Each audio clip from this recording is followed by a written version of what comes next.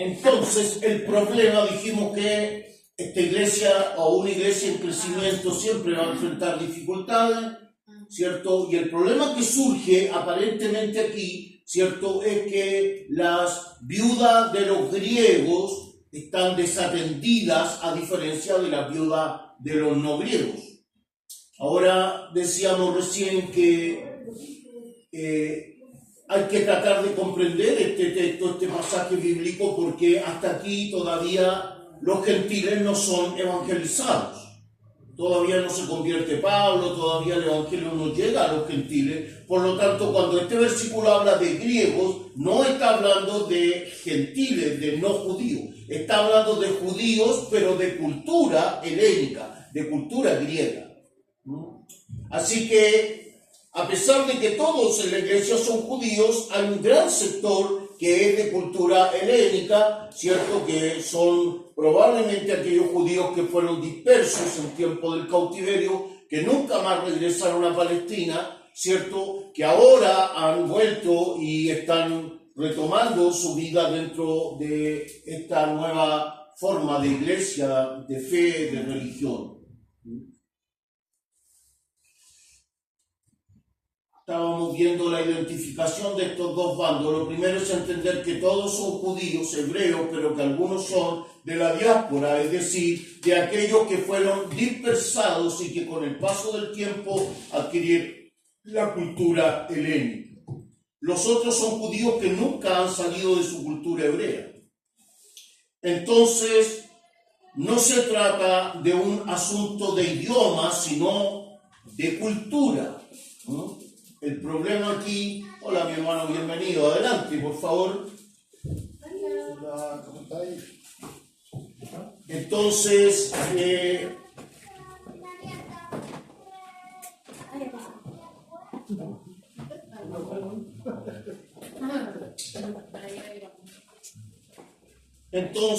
el problema que tenemos es lo primero que vamos a identificar en este pasaje, que hay cierta dificultad entre hermanos que son de diferente cultura. ¿Qué es lo que podemos aprender de esto?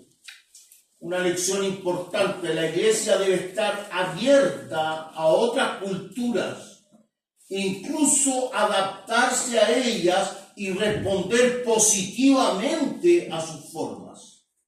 Aquí hay una cuestión que para Chile, por ejemplo, era muy nuevo.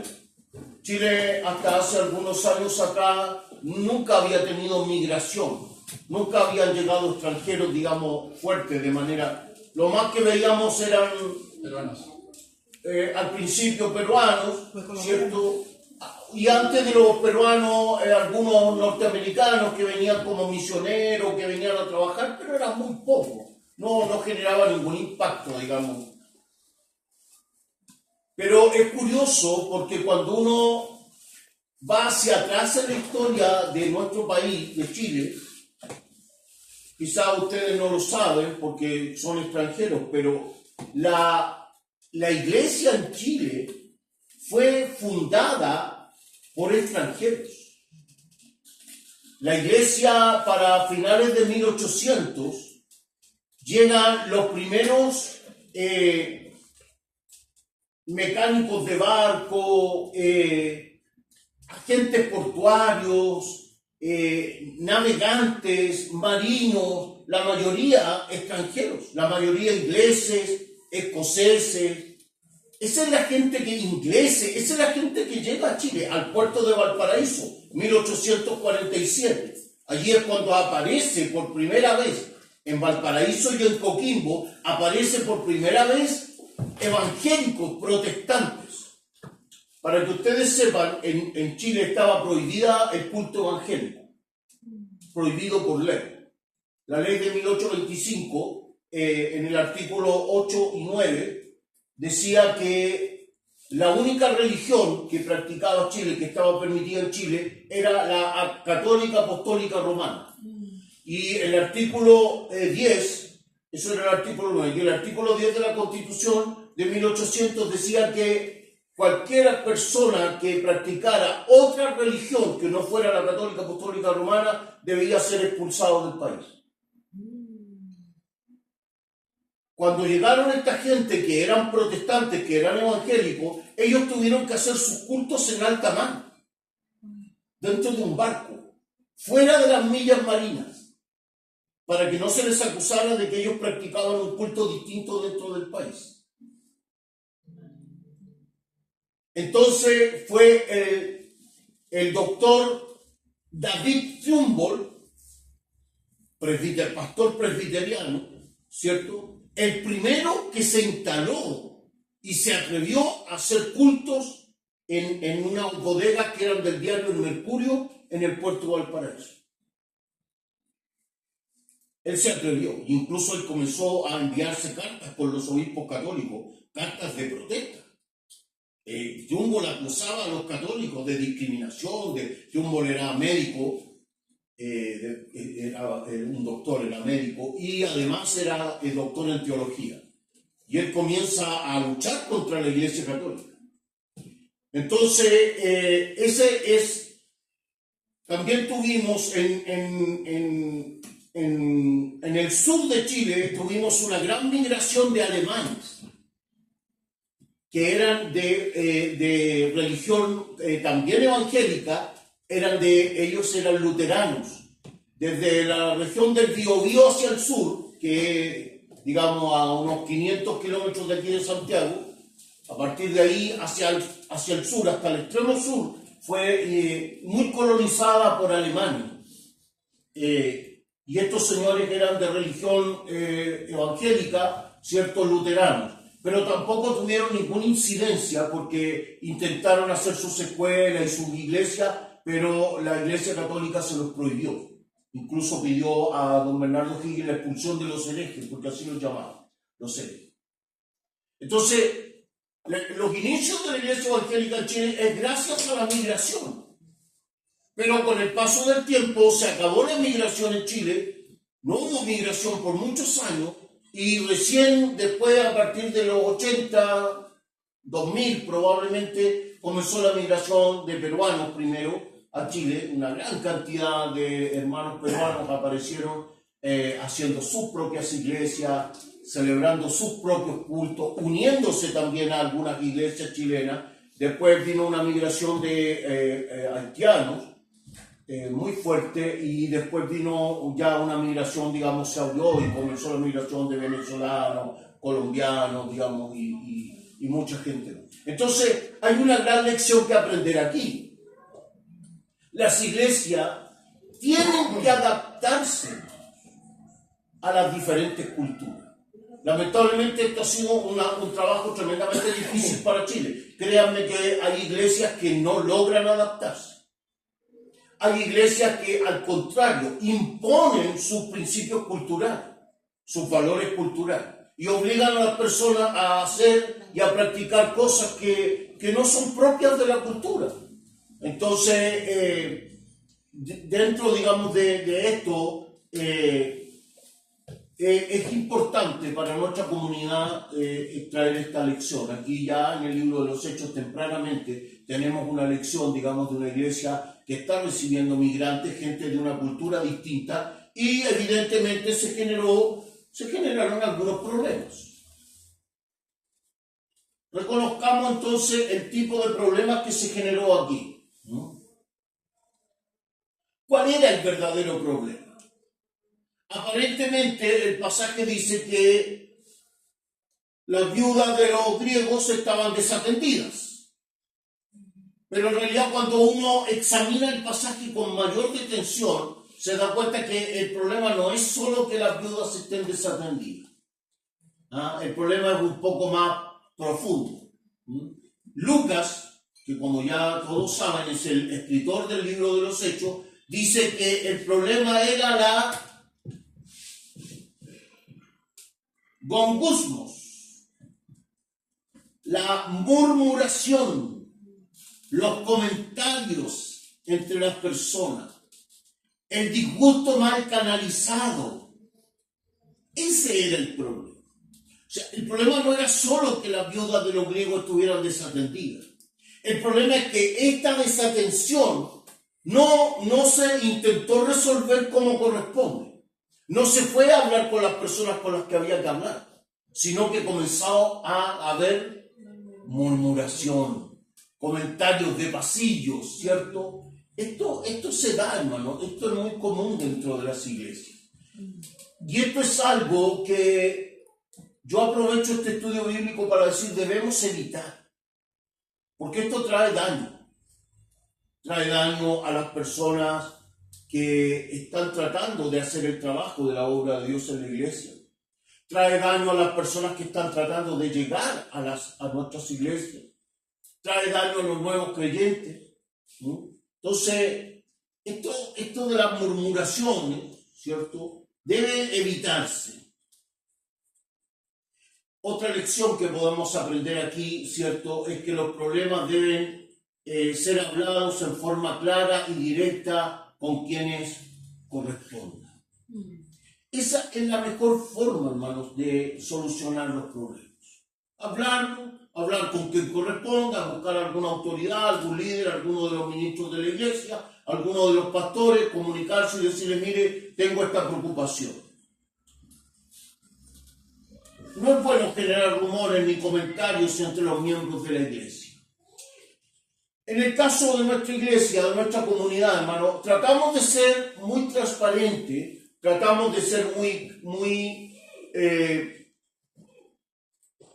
lo más cuidadoso posible con la administración, sobre todo la administración de los recursos económicos. Y aprovecho de hacer este comentario, ya que se está integrando nuestro hermano a nuestros estudios, a quien le damos por lo demás la bienvenida esta noche. Te alegramos, amigo, de que estés aquí. Otra vez. Aprovechamos entonces de comentar que Comunidad Casa de Gracia tiene un tesorero, tiene un auditor. Los pastores no tomamos el dinero, no lo contamos, no lo llevamos a la casa, no tenemos ninguna relación con el dinero. Esto es administrado por la junta directiva de la iglesia. Evidentemente ellos esperan nuestras decisiones con respecto a qué podemos priorizar con los dineros, pero no lo administramos nosotros, sino que lo administramos junto con un grupo de personas que está en la administración. Y lo mismo con respecto a cómo nosotros nos desenvolvemos y trabajamos con las demás personas que llegan a nuestra iglesia de la misma manera. Tratamos de ser lo más equilibrado y transparente posible. Entonces, pero eso no significa que seamos una iglesia perfecta. Todas las iglesias, todas las organizaciones humanas tienen problemas. Pueden surgir cosas que nosotros no hemos previsto, que nunca pensamos que pudiera surgir, que nunca nos imaginamos y surgió una dificultad. Entonces, ¿qué tenemos que hacer? Hablarla, comunicarnos, tratar de resolverla. Esa debería ser la forma. Entonces, lamentablemente, si ustedes se fijan en lo que hemos ido estudiando hasta ahora, hasta el capítulo 6, la iglesia, por un lado, avanza con la predicación de la palabra, pero por otro lado va teniendo dificultad.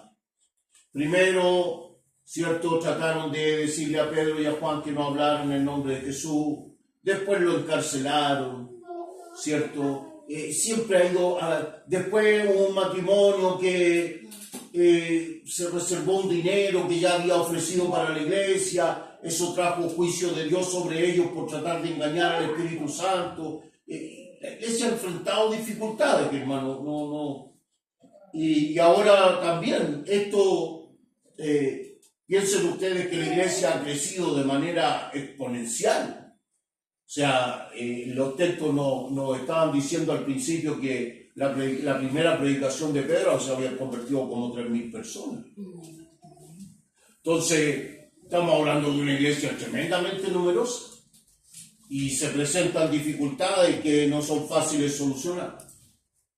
La solución del problema.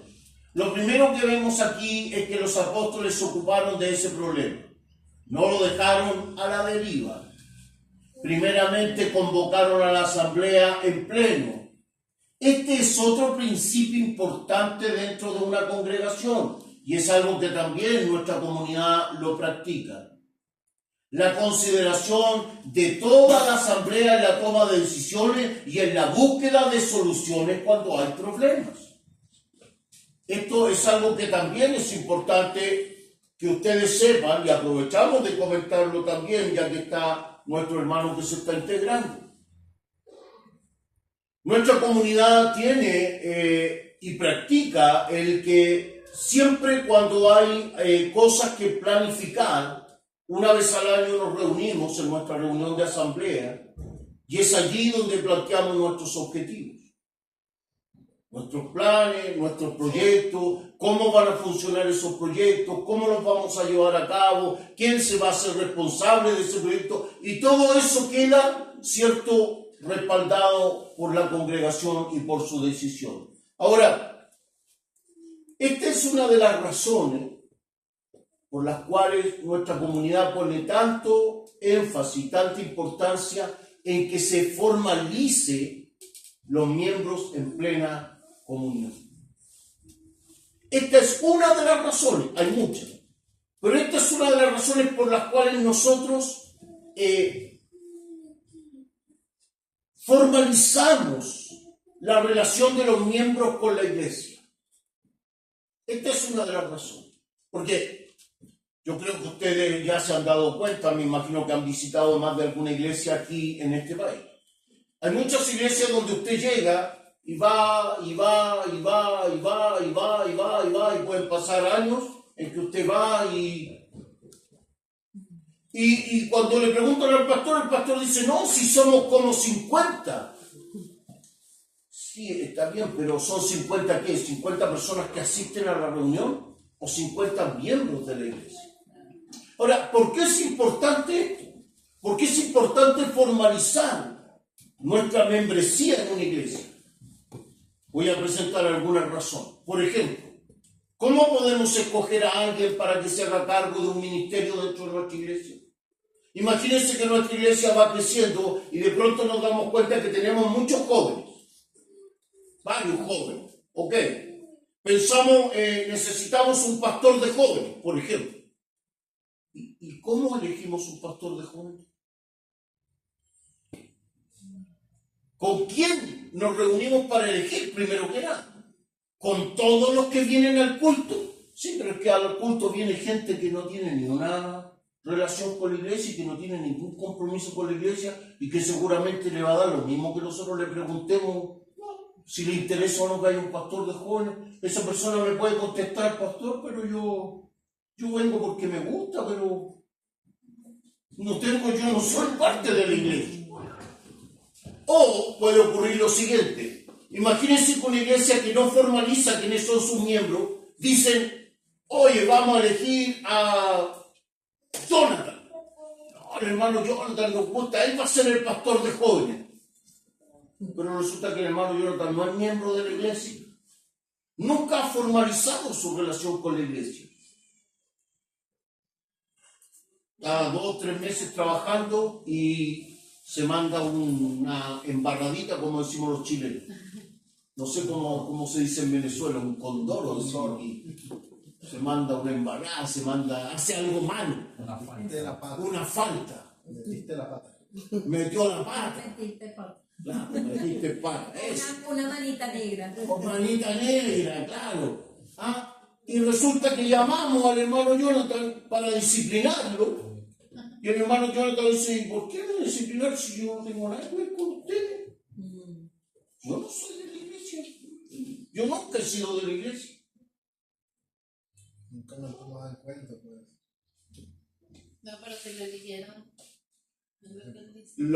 Lo diferente sería que estamos hablando de alguien que sí es miembro de la iglesia. Comprometido. Que sí está comprometido, que sí formalizó su relación, que lo pusimos a cargo de algo, cometió un error y entonces ahora nuestro trabajo es restaurarlo, ayudarlo, disciplinarlo probablemente, pero bendecirlo, ayudarlo, recuperarlo, lograr que él pueda comprender, porque él es miembro del cuerpo de Cristo, es miembro de la iglesia, ¿no?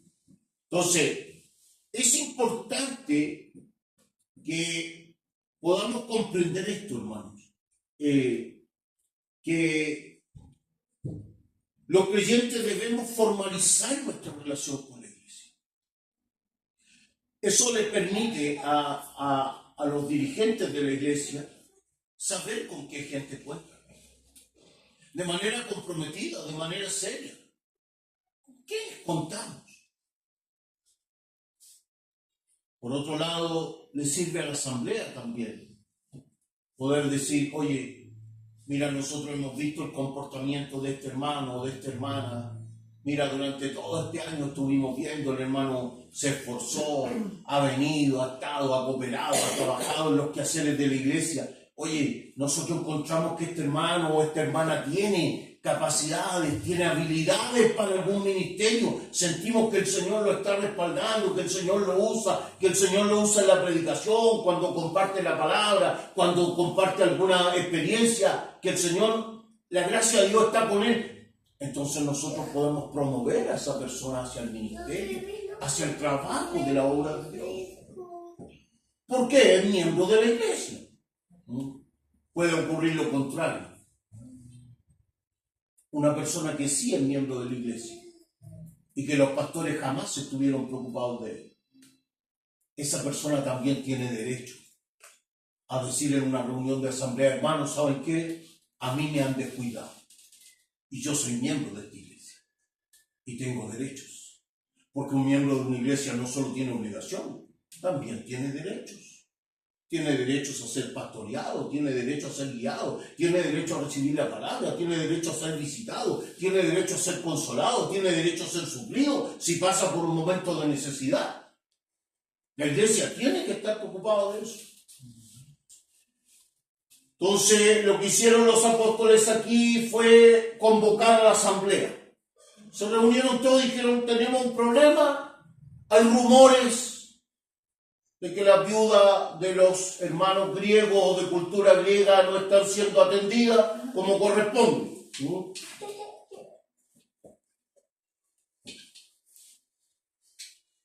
Entonces, los apóstoles, ¿cierto?, dijeron, no es justo que nosotros dejemos la palabra de Dios para servir a las mesas. Existen dos formas de interpretar este pasaje, hermano, de la Escritura. Una forma errada, ¿cierto? Y una forma correcta. La forma errada es el ministerio pastoral o el ministerio de la palabra es lo más importante en la iglesia. Eso es una forma errada de pensar, hermano, y quiero ser muy claro con ustedes. Cuando en una iglesia, hermanos, cuando en una iglesia se piensa o se cree o se promueve la idea de que los pastores, hermano, son personas especiales en la iglesia, estamos en problemas. Estamos con problemas. Pues los ministros del Señor, si bien es cierto, tenemos un llamado de Dios al ministerio, un reconocimiento de la asamblea acerca de nuestro trabajo, ¿cierto? Y recibimos el respeto de la congregación, la autoridad que nosotros ejercemos ha sido entregada por ustedes a nosotros. Pues si ustedes no nos entregan la autoridad, entonces yo no soy nada sobre ustedes. Entonces, la relación, hermano, debe ser una relación, ¿cierto?, compartida, debe ser una relación de respeto, debe ser una relación de trabajo, debe ser una relación, hermanos, de armonía. Eso es tremendamente importante. Entonces, ¿cuál sería la forma correcta de interpretar estas palabras cuando Pedro dice, no es justo que nosotros dejemos la palabra, ¿cierto?, para servir a las mesas? Porque cuando uno lee estas palabras pareciera que Pedro está diciendo que servir a la mesa es como de segunda clase, es como inferior, es como un trabajo más pequeño. ¿Ah? Estamos nosotros, los de la palabra, y están los que sirven. ¿Ah? Entonces debemos tener cuidado con eso. ¿Cuál sería la forma correcta, cierto? Primero, buscar en el contexto de este pasaje bíblico y en un contexto teológico más amplio para dar una correcta interpretación. Interpretación entonces contextual de Hechos 2. Interpretemos esas palabras. Primero, Si miramos a los requisitos al elegir personas que ayudarían en esta labor de servir a las mesas, podemos ver que no difiere en nada con los requisitos de un ministro de la palabra.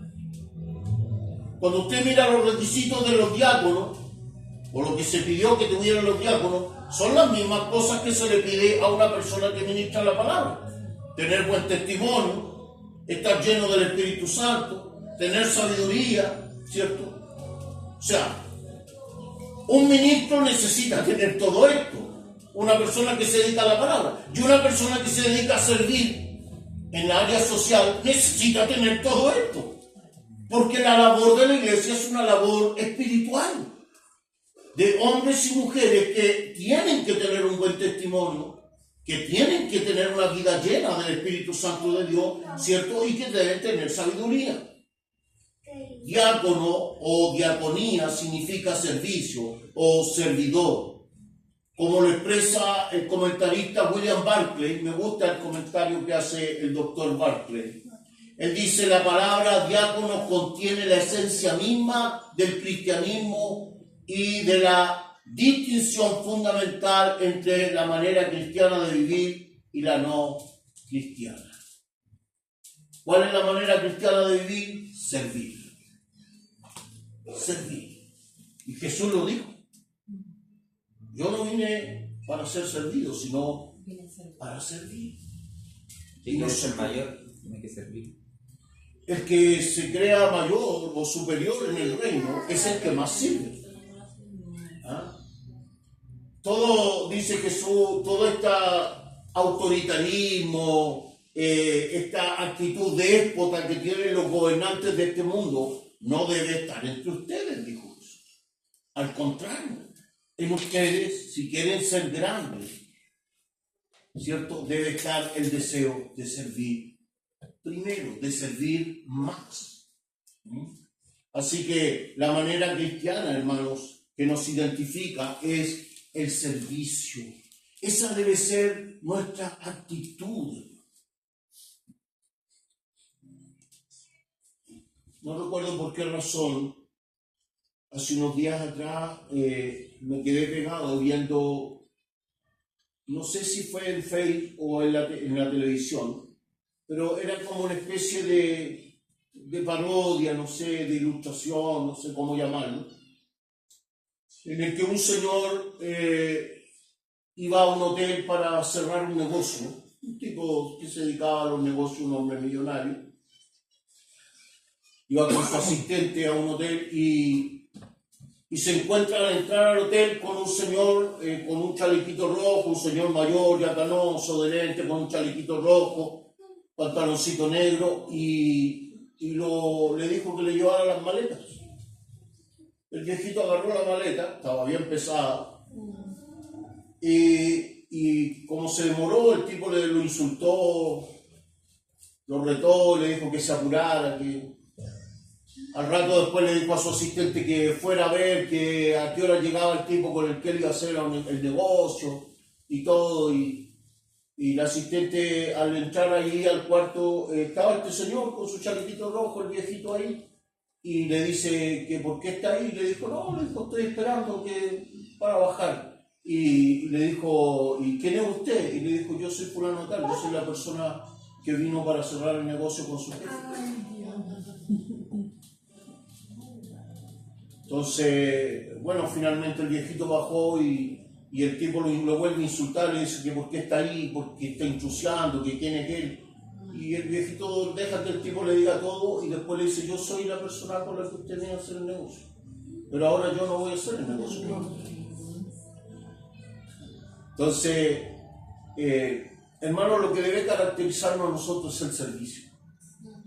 No es ni cuántos títulos tenemos, ni qué tan importante podamos llegar a ser en el ministerio, ni qué tan grande podamos llegar a ser en el ministerio, ni qué tan reconocidos podamos ser, hermano, ni qué tan buenos predicadores, exhortadores de la palabra podamos llegar a ser, o cantantes, o el ministerio que sea, evangelismo, lo que sea. No, hermano, debe caracterizarnos el servicio. El servicio, hermano. Y Y es una de las cosas que debe convertirse en un sello de nuestra vida. Yo me alegro mucho, hermano, de que en Comunidad Casa de Gracia se caracteriza por eso. Se caracteriza por tener ministros bastante humildes, hermano. A pesar de sus capacidades, de sus condiciones, de sus créditos, de sus estudios, que siempre están sirviendo a otros para la obra del Señor. Y es así como debemos vivir, hermano, es así como debemos actuar. La jerarcología en la iglesia, como lo expresa el doctor Jürgen Moltmann en su libro La Iglesia, Fuerza del Espíritu, hacia una eclesiología mesiánica, ediciones Sígueme, Salamanca, 1978, en la página 341 de ese libro, si alguien algún día quiere leerlo. Él dice, la eclesiología se convierte en una jerarcología si no se parte del hecho de que cada creyente, ostente o no autoridad o cargo alguno en la iglesia, es miembro del pueblo mesiánico de Dios. El ministerio se transforma en un cargo trivial y el carisma o don, ¿cierto?, en un culto al genio religioso si no se parte de una comunidad que vive una vida carismática. Muchos problemas quedan resueltos cuando ministerio y comunidad, ministerio y carisma son entendidos a partir de la historia escatológica de Dios con el mundo. Me encanta, este libro me fascinó, hermano, cuando tuve la oportunidad de leerlo. En una iglesia verdaderamente cristiana, hermano, no debería existir la jerarcología. Esto de, oye, el jefe está ahí arriba, el pastor jefe, y de ahí los otros que mandan y los otros. No, hermano. En la iglesia esta autoridad es lineal. El único que manda en la iglesia es Jesucristo. Los demás somos ministros que estamos aquí como kubernesis, me gusta esa palabra. Kubernesis. No sé si conoce esa palabra, hermano.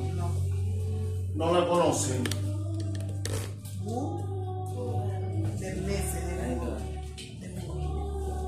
Gobernabilidad.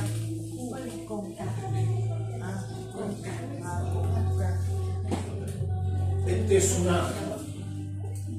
Eso está en griego. Esto es griego, sí. Esto es griego. Lo que pasa es que yo lo uso porque quiero que de a poco se vayan familiarizando. Ojalá cuando terminemos nuestro tercer año de seminario, hermano, ustedes ya estén familiarizados con el griego. Amén, amén. Voy a decir cuernos. Esta es una U que suena como las U francesas. Estas son muy pocas las letras que cambian del español al griego. Esto, la P nuestra vale R. Y esta que es como una B, ¿cierto? Que es como una B, vale N. Y esta N vale E. Una E. Esta es una S, una I, una S. Esta es una E. Esta es una B, esta es una U y esta es una K. Kubernesis. Kubernesis. Kubernesis era la persona, hermano, que generalmente iba atrás de la embarcación. Ustedes han visto los botecitos,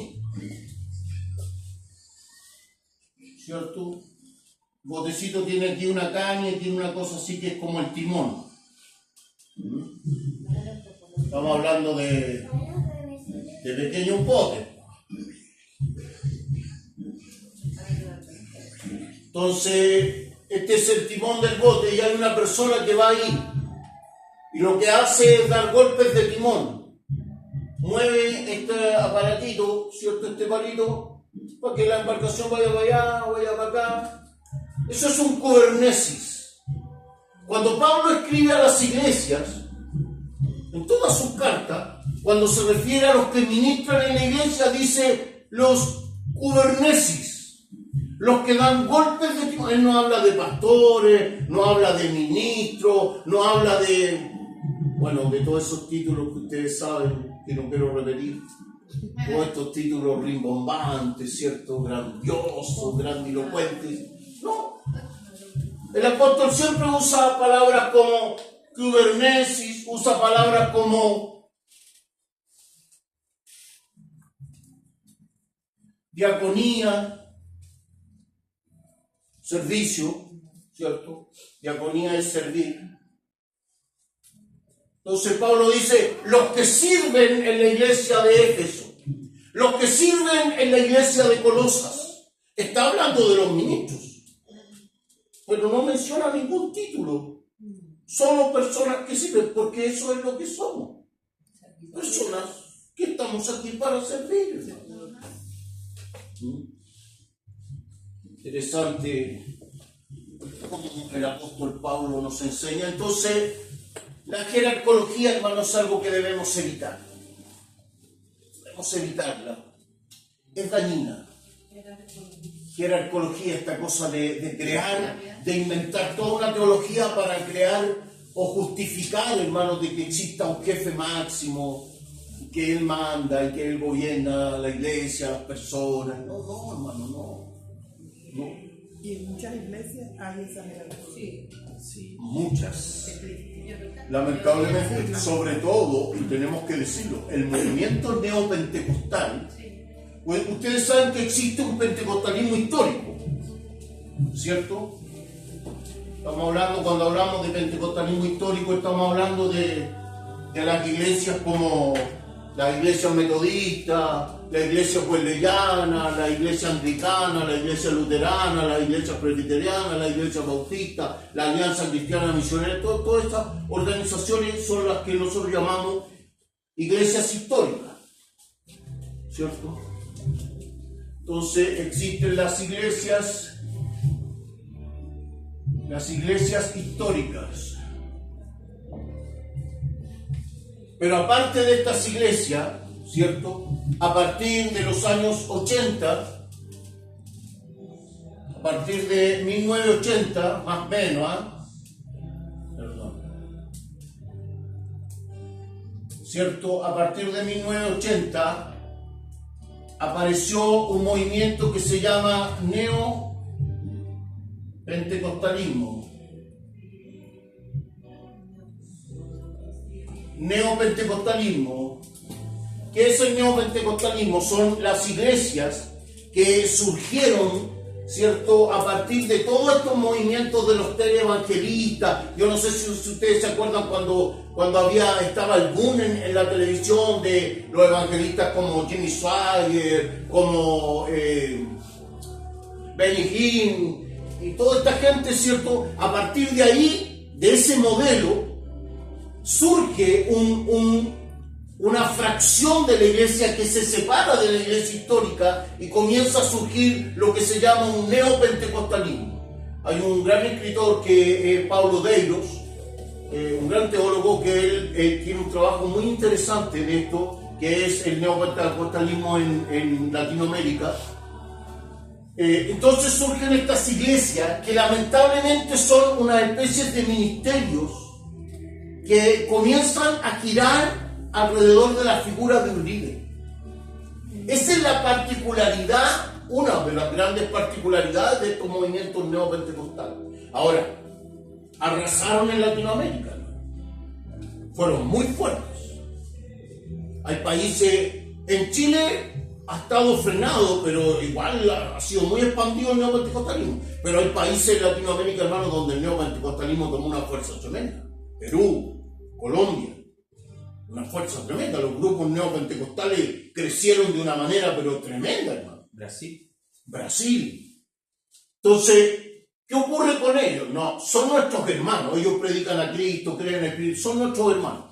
El problema es otro. El problema es que, como son grupos que giran alrededor de sus líderes, generalmente cuando sus líderes caen en algún error o tienen algún problema, ¿cierto?, la iglesia se derrumba. Ese es el problema. Eso es lo malo, porque la Biblia nos enseña otra cosa. La Biblia nos enseña que la iglesia debe girar en torno a Jesucristo.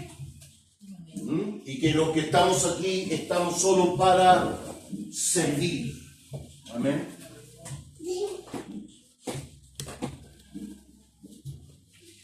Entonces, la palabra diaconía en la enseñanza del apóstol Pablo. El doctor Robert Banks, en su libro La idea de comunidad de Pablo, páginas 151 y 152, nos aclara muy bien que la palabra usada para referirse a las personas que realizaban funciones ministeriales era diaconía, servicio. Siempre Pablo habló de los que sirven en la iglesia. Pablo aclara que obispos y presbíteros eran funciones de carácter administrativa. Yo sé que esto puede sonar un poco complicado para algunos. Sobre todo ahí, por el significado que tiene. El obispo, el presbítero, esas dos palabritas, ¿no? ¿Qué significan?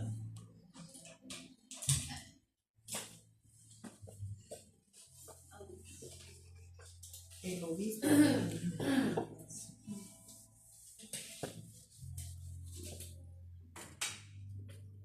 Entonces tenemos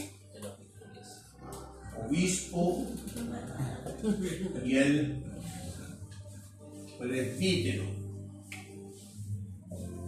¿Qué son estas dos palabras?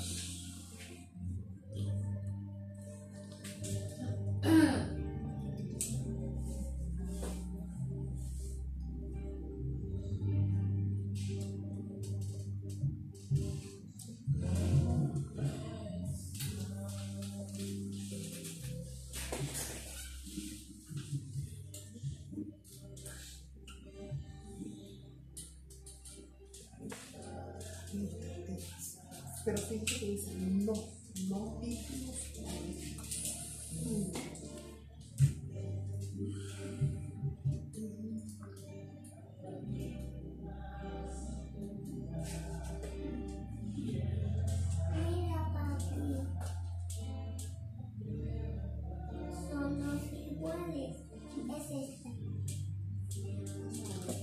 Entonces, obispo y presbítero es un administrador, un sobreveedor,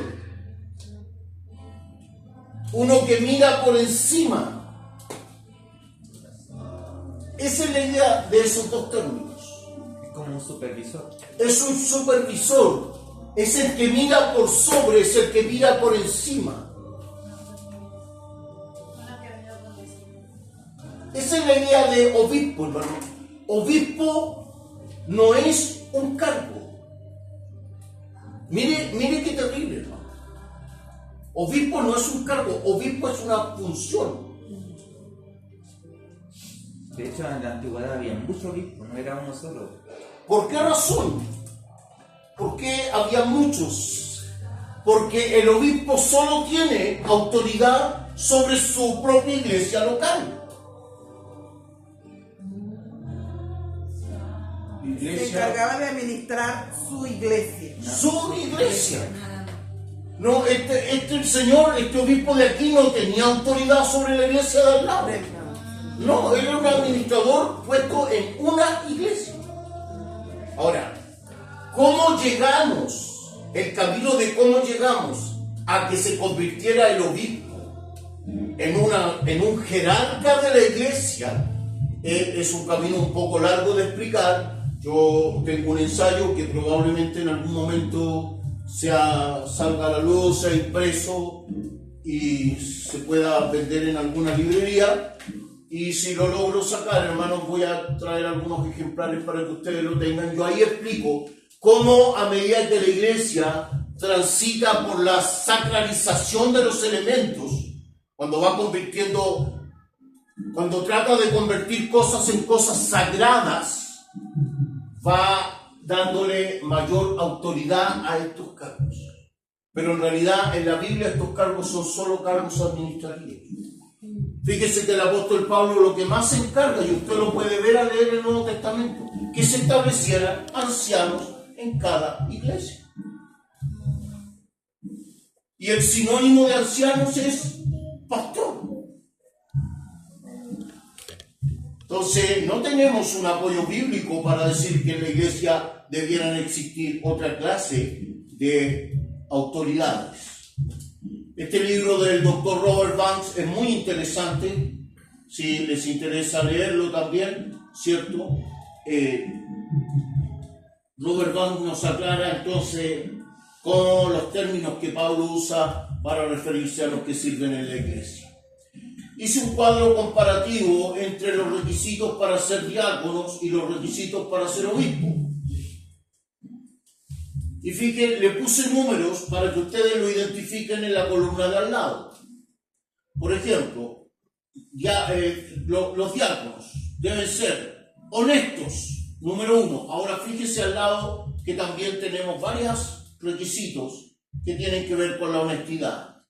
Irreprochable, sobrio, conducta decorosa. Todo eso tiene que ver con ser honesto. Sinónimo. Son sinónimos en el fondo. Número 2, sin doblez. Fíjese acá en el número 2, marido de una sola mujer, no pendenciero, no contencioso, sin dobleces. No una persona que tenga dos personalidades en el fondo, porque eso significa sin doblez, que no tenga nada escondido. No es bipolar, porque la bipolaridad es un problema psicológico. Se refiere solamente a conducta. Te fijas que no tenga esta doble conducta de que en la iglesia es de una forma y en la calle de otra. O tener dos mujeres. O que tenga dos mujeres simultáneamente, dos esposos, tampoco está permitido, ¿cierto? Entonces aquí, bueno. Ahora miren el número 3, no dados a mucho vino. Número 3, acá, no dado a la bebida, ¿cierto? Que sería como lo mismo que en el caso de los diáconos. Número 4, no codicioso de ganancias deshonestas. Si miramos acá en el cuadro de los requisitos para un obispo, número 4, no avaro. Que no sea avaro, le dice Pablo a los obispos. Y a los diáconos dice, cierto, que no sea codicioso de ganancias deshonestas. Que guarden el ministerio de la fe con limpia conciencia, número 5. Si usted se fija al lado, prudente, amable, hospitalario, ¿cierto? Que en el fondo es ser de limpia conciencia, es mantener el ministerio con limpia conciencia. Es decir, cuando uno compara los requisitos se da cuenta que la importancia de un obispo en el caso de la iglesia primitiva y la importancia de un diácono eran exactamente iguales. Otra cosa que aprendemos de esta lección del capítulo 6 del libro de los Hechos, la acción social y la acción pastoral. Vamos a tomarnos un break. Otra lección que podemos aprender de estos versículos, ¿cierto? Los primeros versículos del capítulo 6 son la acción social y la acción pastoral en la iglesia. Este pasaje nos deja claro un nuevo principio para la iglesia. 1. Servir a las personas en la ayuda social de sus necesidades es tan importante como servir a los creyentes desde la tarea pastoral. Esto hay que comprenderlo, hermanos. Nosotros los cristianos no solo evangelizamos, no solo compartimos la palabra, sino que también debemos preocuparnos de las condiciones sociales en las que se encuentran las personas. Debemos procurar en nuestro trabajo, ¿cierto? Como cristianos, de que esas personas también, si están pasando por un mal momento, si están pasando por dificultades, si están pasando por problemas económicos, debemos nosotros también aportar para ellos. Todos los creyentes cumplen roles y servicios en la iglesia, y eso es participar del ministerio de Cristo, porque la iglesia es su cuerpo. Entonces, ustedes saben, por ejemplo, que Comunidad Casa de Gracia tiene un ministerio dentro de la misma iglesia, que es Raíces Interconectadas, que es el ministerio encargado de acción social de nuestra iglesia, que está a cargo de nuestro pastor Juan. Entonces, la idea es que a través del ministerio de nuestro pastor Juan también nosotros podamos sumarnos, servir. Ahora, aquí hay otro punto que me gustaría tocar también al respecto.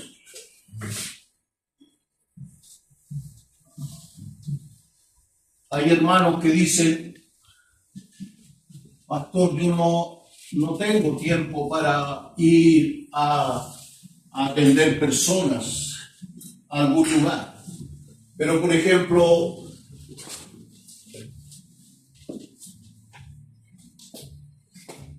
los diezmos, las ofrendas,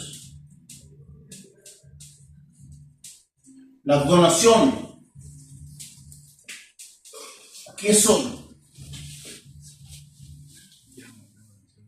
Son entonces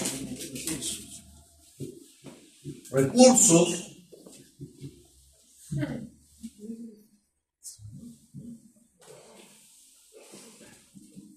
que permiten ayudar.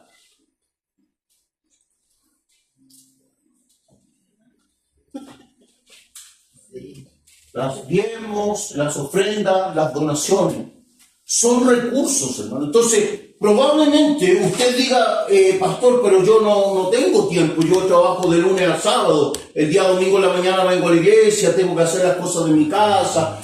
Está bien, pero cuando usted está dando su diezmo, cuando usted está dando su ofrenda, cuando usted está haciendo alguna donación a la iglesia, lo que usted está haciendo es participar también. Porque, ¿qué hace, por ejemplo, nuestra iglesia? De los recursos, ¿cierto? Comparte una cantidad para ayudar también cuando hay alguna acción social que hacer. Ustedes saben, Raíces Interconectadas ha estado, por ejemplo, el año pasado estuvieron en un campamento en Quilicura ayudando a personas y a niños que estaban en ese campamento. Hogar de ancianos ha estado ayudando. Entonces, ¿qué nos enseña la palabra del Señor? Un principio importante: la iglesia no solo debe predicar un discurso, la iglesia también debe servir al mundo. Lo vimos los martes también, acciones, actos, acciones, la acción social. Mire, a lo mejor usted conoce de un vecino, de una vecina que lo está pasando mal, que quedó sin trabajo, que está complicado. Entonces, si usted nos cuenta, hablamos con el pastor Pablo, por ejemplo, que es la persona encargada, el pastor encargado de visitar y hacer ese trabajo. Yo debo reconocer, hermanos, de que a mí me queda muy poco tiempo. Ustedes saben, yo estoy sacando mi doctorado en una universidad y mi doctorado en teología, y me quita mucho tiempo. Estoy a punto de terminar, hermanos, pero me quita tiempo. Entonces, por el momento no estoy mucho en eso. Estoy haciendo estudios, predicando, enseñando y haciendo algunos trabajos pastorales, pero nuestro hermano Pablo y su esposa se dedican a visitar, a llevar mercadería, a visitar. Si usted sabe de un vecino, coméntale al hermano, al pastor Pablo: pastor, sabes que tengo un vecino, ¿será posible que en algún momento le podamos ayudar? Entonces, imagínense lo potente que puede ser la predicación cuando nosotros llegamos con una caja de mercadería a una familia que tiene problemas económicos. Eso nos abre las puertas para que la gente escuche la palabra. O sea, es verdad que el mensaje bendice, es verdad que cuando nos paramos en una esquina y predicamos de Cristo, eso también bendice, hermano. Pero también bendice cuando nosotros nos preocupamos de las necesidades de las personas.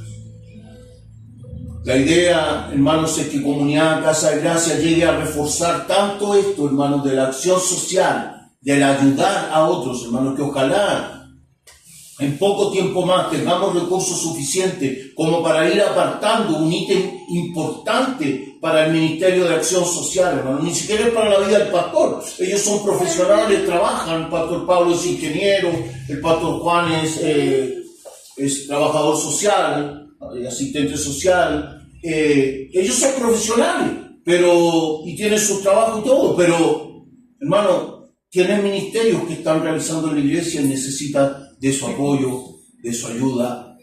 Y a eso destinamos los recursos, hermanos, que llegan a una iglesia. Entonces, usted también es parte de eso cuando está dando. A lo mejor no puede dar tiempo, pero puede dar dinero. Si no puede dar dinero, puede dar tiempo. ¿Sabe qué? Yo estoy desocupado, yo durante este mes no tengo trabajo, pero ¿en qué puedo ayudar para la iglesia? ¿En qué puedo ayudar en la acción social? ¿O en qué puedo ayudar? Pastor, igual, Pablo me parece que habla más adelante, no sé si hecho en Romano, habla que la fe se perfeccionó con las obras. Sí. El ayudar, no solamente entregar una palabra a una persona si está pasando por necesidad, porque la palabra no va tan bien si lo retiende la mano. Santiago dice: la fe sin obra es muerta. Y no se refiere a la fe salvadora, porque nosotros sabemos que somos salvos por gracia. Se refiere a la fe práctica, esto de en qué creemos. Nosotros creemos en un Dios que es grande, entonces seamos capaces también de ser generosos con quienes pasan necesidad. Justamente para agregar, es un Dios activo y la misma iglesia tiene que estar activa también. Sin duda, o sea, y mire, hermano, esto es una cosa tan linda, porque cuando la iglesia se vuelve una iglesia generosa, Dios también se vuelve generoso con nosotros y nos bendice de manera tan tremenda, de manera tan Y nos bendice fuerte. a veces cuando la iglesia, Comunidad Casa está llena, yo digo, esta es bendición. Sí. Porque Sí. sí, a veces habemos pocos, pero a veces usted ha visto. El domingo había harta gente, y esta es bendición, de verdad. Y así todos faltaron algunos miembros de igual faltó gente, igual falta nuestro hermano Tomás, nuestra hermana Gabriela, nuestra hermana Norma. No estuvieron, digamos, ese día, pero bueno. La idea entonces, lo extraño en una iglesia sana es que existan creyentes que no estén haciendo algún tipo de trabajo en la obra de Dios. Eso sí que sería extraño en una iglesia. Y esto es algo que también me quiero detener aquí, hermano. ¿Qué pasa cuando la iglesia, hermano, comienza a girar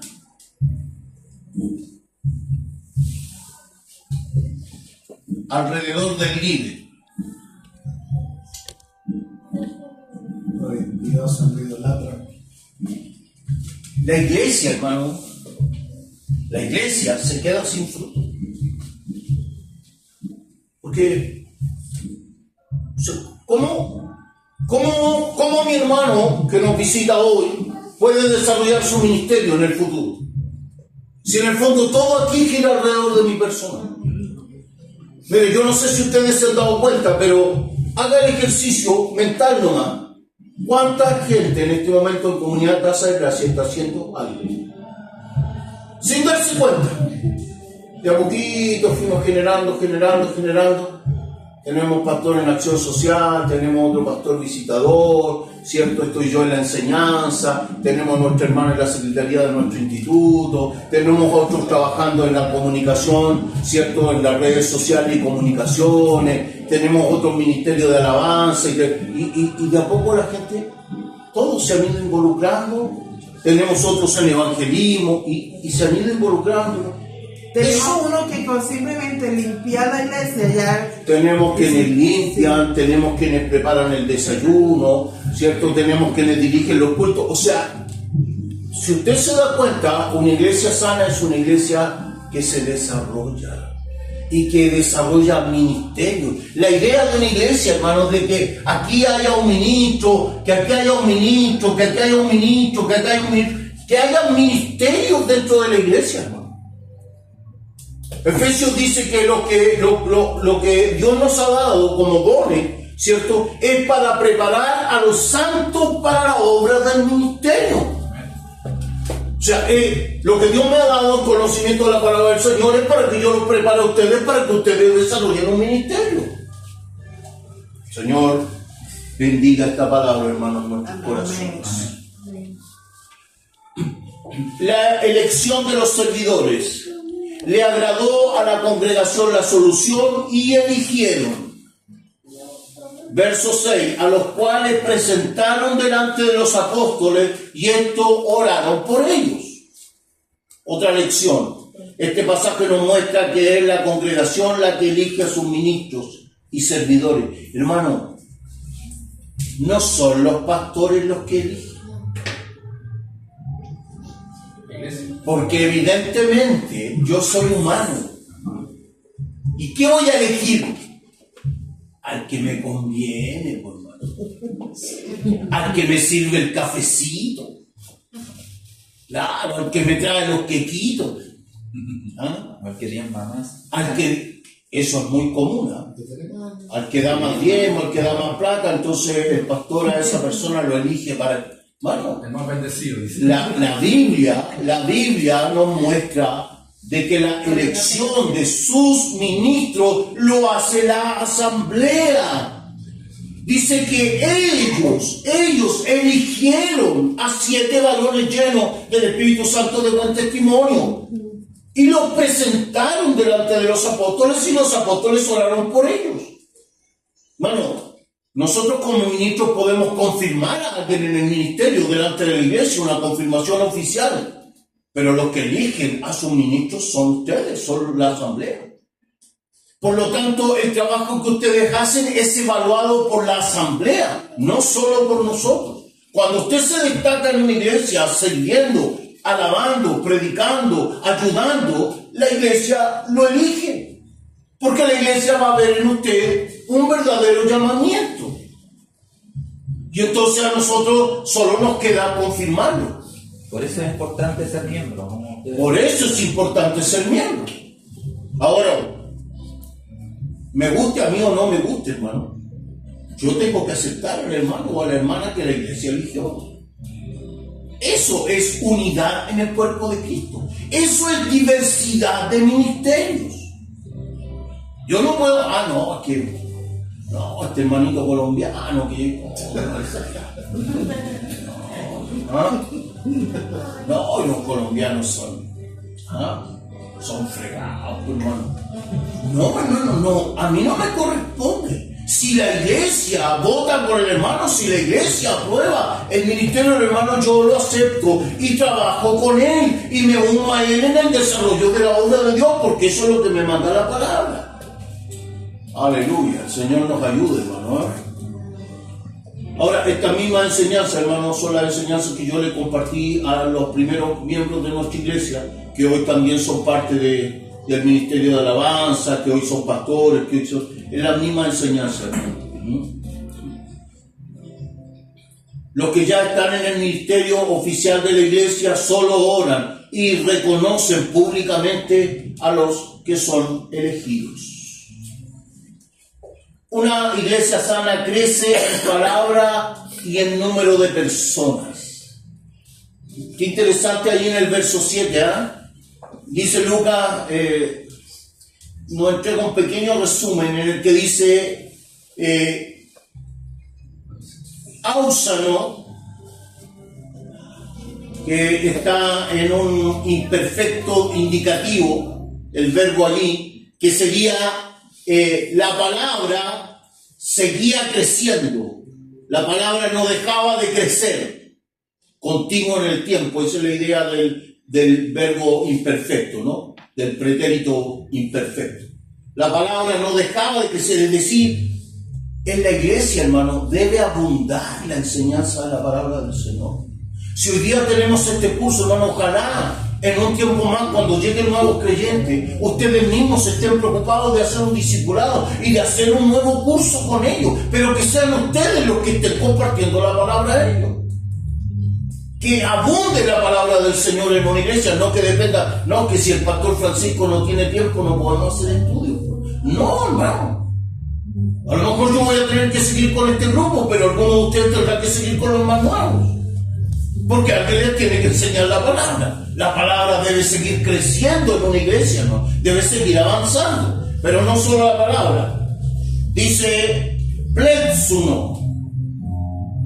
El número de creyentes estaba aumentando. Continuamente aumentaba el número de creyentes. Estos dos verbos están en el imperfecto de indicativo, lo que en español es el pretérito imperfecto. Esto significa que tanto la predicación como el número de creyentes seguía aumentando o creciendo continuamente. Hermano, una iglesia sana debe tener estas dos características. Una iglesia sana debe crecer en el conocimiento de la palabra de Dios, pero también debe crecer en número. Es peligroso cuando una iglesia comienza a llenarse de conocimiento, hermano, pero no está compartiendo la palabra a otros.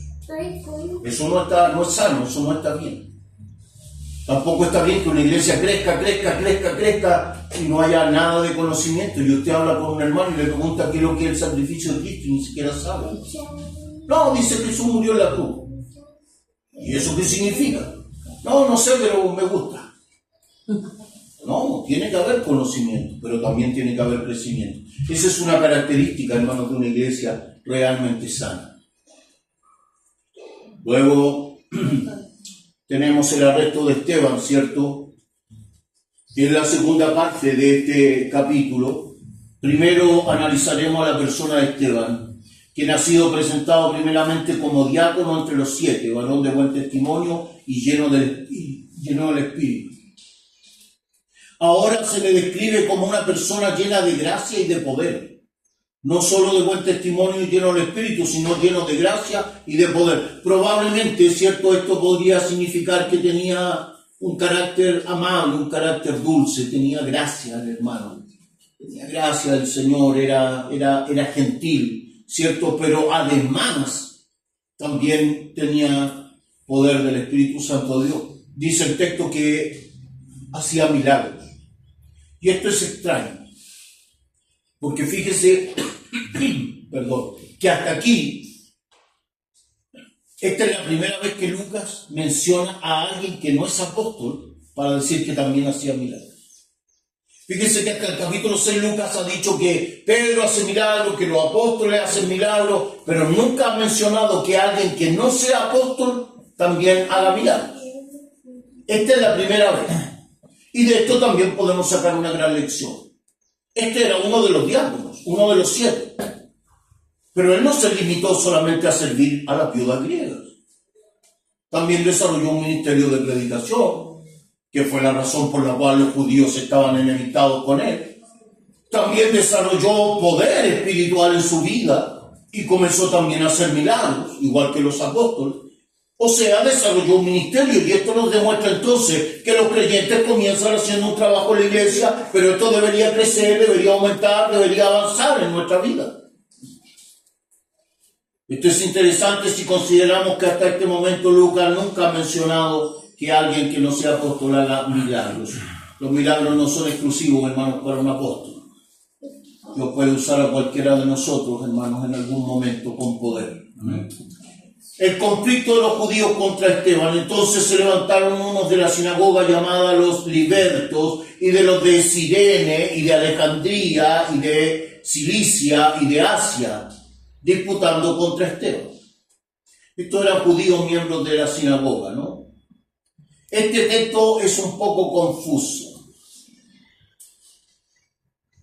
Sí, es un poco raro, hermano, porque dice que se levantaron algunos, ¿cierto? Y menciona, dice, entonces se levantaron de la sinagoga llamada de los libertos, y de los de Cirene, y de Alejandría, de Cilicia y de Asia, disputando con Esteban. Entonces uno se pregunta, ¿qué eran 5 sinagogas distintas? Porque aquí está mencionando lugares. Es un poco extraño. Entonces yo quisiera aportar aquí algunos comentarios para que entendamos un poco el texto. Hay varias alternativas de interpretación. Algunos dicen que se trata de una sola sinagoga, la de los libertos, y que todas estas personas nombradas aquí eran miembros de esa sinagoga. ¿Cierto? Hay otros que dicen que se trata de 5 sinagogas distintas, según cada uno de los nombres de los que están mencionados aquí. Y otros que solo 2 sinagogas, con distintos grupos de personas. Entonces, yo he querido traer el texto griego para que hagamos un análisis del texto griego, para que comprendamos un poco cómo está estructurado el texto. Está clarito. Claro. Ανεστέσαν δε τινές, των τες συναγωγές τες λεγόμενες, libertinos. ¿Cierto? Observemos una cosa. Aquí hay una preposición de procedencia. Se levantaron algunos de la sinagoga, ¿cierto? Una preposición de procedencia, de dónde eran los que se levantaron, de la sinagoga, ¿cierto? De los libertos. ¿Ah? De los libertos. Se levantaron unos de la sinagoga de los libertos. Después el texto, fíjese, el texto original o el manuscrito, empieza a usar estas que están en rojo, que son la típica I, ¿cierto? Que nosotros usamos cuando mencionamos cosas. Si tuviéramos que mencionar lo que hay en la sala, diríamos que había silla, y mesa, y estante, y reflector, y teléfono. La típica I, ¿cierto? Que es una conjunción hilativa simple. Entonces dice y, ¿cierto? Los de Cirene y los de Alejandría, ¿cierto? Pero luego dice ton, apó. Y esta es una partícula de procedencia. O sea, están los de arriba, un grupo, que eran de la sinagoga de los libertos. Y están ahora los del otro grupo, que serían, ¿cierto? Los de la sinagoga, porque el apo es una partícula de procedencia, los de la sinagoga, ¿cierto? De Cilicia, de Asia, ¿cierto? Eran 12, ¿no? Entonces eran 2 sinagogas. Entonces al parecer eran 2 sinagogas. Y de estas 2 sinagogas se levantaron judíos en contra de Esteban, ¿cierto? Para discutir con él. Ahora en el verso 11, la acción de los enemigos es una acción bastante malvada, porque primero infiltraron personas. Sobornaron, dice el verso 11 aquí en la Reina Valera, sobornaron a unos para que dijesen que le habían oído hablar palabras blasfemas contra Moisés y contra Dios. Es decir, estos judíos, ¿cierto? A lo mejor le pasaron platita por debajo, le ofrecieron algo y le dijeron: ustedes vayan y armen un alboroto y digan, acusen a Esteban con acusaciones falsas. La cosa es que este gallo, ¿cierto?, podamos apresarlo y matarlo. La Reina Valera dice soliviantaron, que significa agitar, alborotar a la gente, ¿no? Crear como una especie de pequeña manifestación en contra de Esteban. Y empezaron a gritar: blasfemo, están blasfemando contra Dios, contra el templo de Dios, y empezaron hasta que agitaron a la gente y lo tomaron y se lo llevaron ante el Sanedrín, ¿cierto?, para que fuera juzgado. Ahí fue donde lo arrestaron. Algunas aplicaciones prácticas. En este capítulo podemos encontrar varias cosas que nos sirven como lección. Una iglesia que avanza siempre enfrenta conflictos y dificultades. Hermano, si tú te comprometes en la obra del Señor, ten la seguridad de que vas a enfrentar dificultades. porque así funciona la dinámica de esto, hermanos. Recuerde que este mundo está gobernado por Satanás el diablo. Y es un enemigo que no puede hacer nada directamente contra nosotros, pero sí va a crear situaciones que de alguna manera nos estorben. Aquí tenemos algunas dificultades. Por un lado estaba, cierto, la murmuración de las viudas griegas que estaban desatendidas. Fue un problema para la iglesia. Luego ahora Esteban, que está siendo acusado falsamente, otra de las dificultades que tiene la iglesia. Aquí comienza la martiriología, la cultura del martirio. Hay toda una martiriología, hermano, en la iglesia primitiva, una cantidad enorme de gente que dio su vida por Cristo. Entregó su vida voluntariamente. ¿Desde Esteban empieza? Desde Esteban comienza la martiriología. Este es el primer mártir de la iglesia. Y es interesante porque ¿recuerdan lo que le dijo Jesús cuando les prometió el Espíritu Santo? ¿Me seréis qué cosa? ¿Y cómo es la palabra griega para testigos? Disculpe, pastor, ¿él fue el primer mártir en el Nuevo Testamento? Porque en el Antiguo No, Testamento. en el Nuevo Testamento. No, de la iglesia del Nuevo Testamento, de la iglesia primera.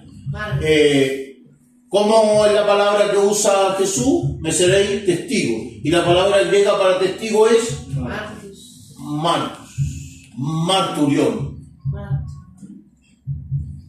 morir por. Entonces, es una gran lección también para nosotros, hermano, el entender que el compromiso con la vida cristiana es hasta la muerte. Llegue esta de forma natural o llegue por la causa de Cristo, nuestra vida debe estar comprometida con el Señor. Y eso hace de nuestros ministerios que bendicen la vida de otros también, hermano, cuando comprometemos nuestra vida en la obra de Dios. Amén.